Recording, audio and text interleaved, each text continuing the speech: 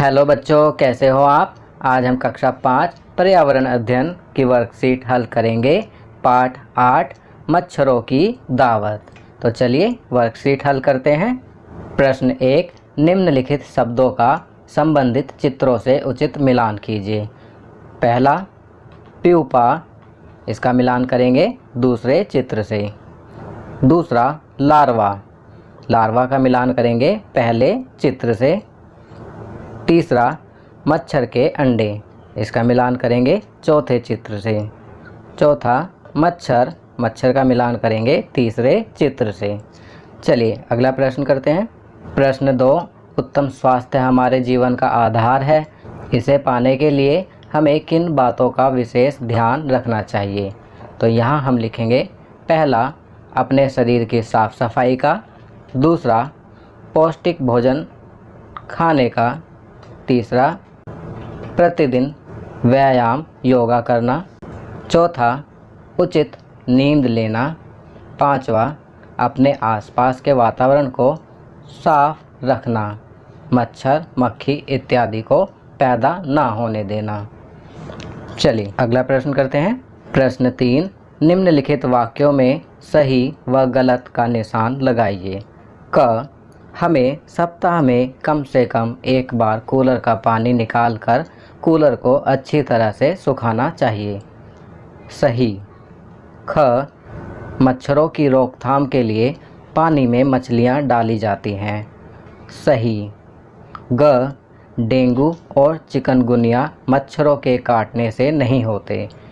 यह गलत है। डेंगू और चिकनगुनिया भी मच्छरों के काटने से होते हैं।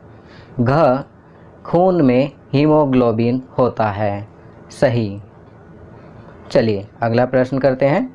बच्चों, आगे के प्रश्न आपके जीवन कौशल से संबंधित हैं। जीवन कौशल। प्रश्न 4, यह आरती की हीमोग्लोबिन टेस्ट की रिपोर्ट है। इस रिपोर्ट को ध्यानपूर्वक देखिए और निम्नलिखित प्रश्नों के उत्तर दीजिए। चलिए प्रश्नों के उत्तर लिखते हैं। क, आरती के रक्त खून में हीमोग्लोबिन की मात्रा कितनी है। तो यहाँ हम लिखेंगे 8 GM प्रति DL, 8 ग्राम प्रति DL। चलिए अगला प्रश्न करते हैं। ख, एक स्वस्थ व्यक्ति का हीमोग्लोबिन सामान्यतः नॉर्मल रेंज कितना होना चाहिए। तो यहाँ हम लिखेंगे 12 से 16 GM प्रति DL के बीच। ग, आरती किस रोग से ग्रसित है। तो यहाँ हम लिखेंगे अनीमिया। आरती अनीमिया रोग से ग्रसित है। घ, इस रोग को दूर करने के लिए भोजन में कौन कौन से खाद्य पदार्थों को शामिल किया जाना चाहिए। तो यहाँ हम लिखेंगे गुड़, आंवला, अनार, केला, सेब, नाशपाती, हरी पत्तेदार सब्जियाँ इत्यादि को शामिल किया जाना चाहिए। इसके अलावा हमें भोजन में लौह तत्व युक्त चीज़ों को शामिल करना चाहिए। चलिए अगला प्रश्न करते हैं। प्रश्न 5, निम्नलिखित प्रश्नों के उत्तर दीजिए। क, अपने घर या आसपास मच्छर पैदा होने से रोकने के लिए आप क्या क्या सावधानियां बरतेंगे। तो यहाँ हम लिखेंगे पहला, आसपास पानी इकट्ठा जमा ना होने देंगे, गड्ढों को भर देंगे। पानी के बर्तन, टंकी, कूलर को साफ रखेंगे, हर हफ्ते सुखाएंगे। मच्छरदानी का इस्तेमाल करेंगे, गड्ढों में भरे पानी में मिट्टी का तेल छिड़केंगे। चलिए अगला प्रश्न करते हैं। ख, हमारे घरों व आसपास की जगह पर मच्छर नहीं पनपने चाहिए। इस संबंध में लोगों को जागरूक करने के लिए एक आकर्षक पोस्टर बनाएं। तो बच्चों, यहाँ पर आपको लोगों को जागरूक करने के लिए एक पोस्टर बनाना है। तो आप अपनी ड्राइंग का प्रदर्शन यहाँ करेंगे और एक सुंदर सा पोस्टर बनाएंगे। तो यह कार्य आप स्वयं करेंगे। आपकी सुविधा के लिए मैंने यहाँ कुछ चित्र लगा दिए हैं, जिन्हें देखकर आप आसानी से पोस्टर बना सकेंगे।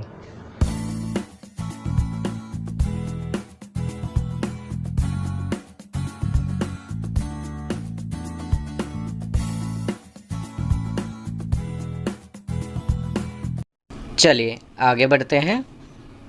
जीवन कौशल, वर्षा जल का संचयन और भूजल का पुनर्भरण। हम सभी जानते हैं कि पानी जीवन के लिए आवश्यक है, लेकिन पीने के पानी के संसाधन सीमित हैं और इसकी मांग अधिक है। इसलिए हम सभी को जल संरक्षण की अवधारणा पर काम करने की ज़रूरत है। इस संबंध में वर्षा जल संचयन और भूजल स्तर का पुनर्भरण करना बहुत महत्वपूर्ण है। आप देख सकते हैं यहाँ पर चित्र द्वारा वर्षा जल संचयन दर्शाया गया है कि किस प्रकार बारिश हो रही है तो छत पर पाइप लगाकर उसके पानी को एक टंकी में इकट्ठा किया जा रहा है। नीचे लिखा है वर्षा जल संचयन वर्षा जल को संग्रहित करने की प्रक्रिया है। भूजल का पुनर्भरण संकट की अवधि के दौरान पानी की आवश्यकता को पूरा करने का एक आसान तरीका है। चलिए आगे बढ़ते हैं। अब छात्रों के लिए गतिविधियाँ। यहाँ पर कुछ प्रश्न दिए गए हैं।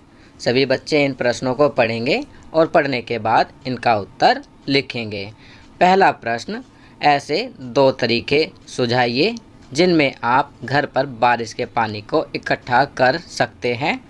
तो यहाँ पर आपको कोई भी ऐसे 2 तरीके बताने हैं जिनके द्वारा आप घर पर ही बारिश के पानी को इकट्ठा करके उपयोग कर सकते हैं।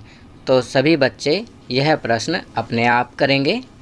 आपकी सुविधा के लिए मैं यहाँ लिख रहा हूँ। पहला, घरों में बाल्टी व अन्य किसी बर्तनों में बारिश के पानी को इकट्ठा कर उसे घरेलू कार्यों एवं बैटरी आदि में उपयोग किया जा सकता है। दूसरा, बारिश के पानी को छत पर लगे पाइप के द्वारा नीचे एक टंकी में इकट्ठा कर उपयोग में लाया जा सकता है। प्रश्न 2, वर्षा जल संचयन भूजल स्तर को बढ़ाने में कैसे मदद कर सकता है। तो यहाँ पर आपको बताना है कि जो वर्षा जल संचयन होता है वह भूजल स्तर, जो धरती के नीचे जल होता है, उसका स्तर बढ़ाने में कैसे मदद करता है। तो इसका उत्तर लिखेंगे, वर्षा जल भूमि पर जिस स्थान पर एकत्रित किया जाता है उस जल में से धीरे धीरे कुछ जल रिस रिस कर भूमि में चला जाता है, जो कि भूजल स्तर को बढ़ाने में मदद करता है।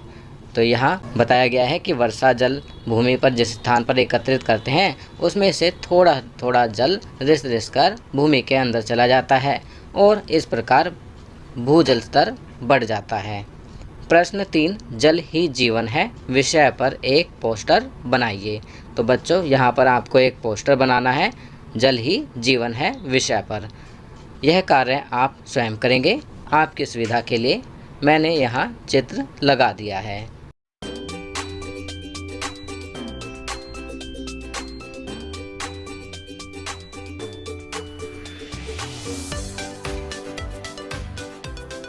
चलिए आगे बढ़ते हैं। संस्कारशाला, छोटी छोटी पर बड़ी बातें। साक्षरता के महत्व के बारे में लोगों को जागरूक करने के लिए हर साल 8 सितंबर को अंतर्राष्ट्रीय साक्षरता दिवस मनाया जाता है। इसमें कोई संदेह नहीं है कि यह गरिमा और मानवाधिकारों का मामला है। यह संयुक्त राष्ट्र संघ के सतत विकासात्मक लक्ष्यों का एक महत्वपूर्ण घटक है। तो बच्चों यहाँ पर बताया गया है कि प्रत्येक वर्ष 8 सितंबर को अंतर्राष्ट्रीय साक्षरता दिवस मनाया जाता है ताकि लोगों को साक्षरता के महत्व के बारे में जागरूकता हासिल हो सके। अब यहाँ नीचे दिया गया है, जिस व्यक्ति ने कभी गलती नहीं की उसने कभी कुछ नया करने की कोशिश नहीं की। अल्बर्ट आइंस्टीन ने कहा है, जिस व्यक्ति ने कभी गलती नहीं की उसने कभी कुछ नया करने की कोशिश नहीं की। खाना पीना, वेजिटेबल सैंडविच बनाकर खाना। गतिविधि, मसालों की खुशबू से उनकी पहचान करना सीखना। खेल, हम में से कौन ऊंचा कूदे। चलिए आगे बढ़ते हैं। दैनिक दिनचर्या में निम्नलिखित आदतों को अपनी दिनचर्या में शामिल करें। नीचे कुछ आदतें दी गई हैं, इन्हें आप अपनी दैनिक दिनचर्या में शामिल करेंगे। कौन कौन सी हैं? अपने माता पिता का अभिवादन करके अपने दिन की शुरुआत करें। अपने दांतों को दिन में 2 बार ब्रश करें। प्रतिदिन स्नान करें। खूब पानी पिएं और संतुलित आहार लें। अपने चेहरे को छूने से बचें और अपने हाथों को बार बार धोएं। अपना गृह कार्य समय पर पूरा करें। तो ये कुछ अच्छी आदतें दी गई हैं जिन्हें आपको अपनी दैनिक दिनचर्या में शामिल करना है। तो बच्चों, ये वर्कशीट यहाँ कंप्लीट होती है। अगर ये वीडियो आपको अच्छी लगी तो इसे लाइक एंड शेयर ज़रूर करें। अन्य विषयों पर बने हमारे लेटेस्ट वीडियोस को देखने के लिए चैनल को सब्सक्राइब करना ना भूलें और देखते रहिए हमारा channel knowledge kingdom. Thank you.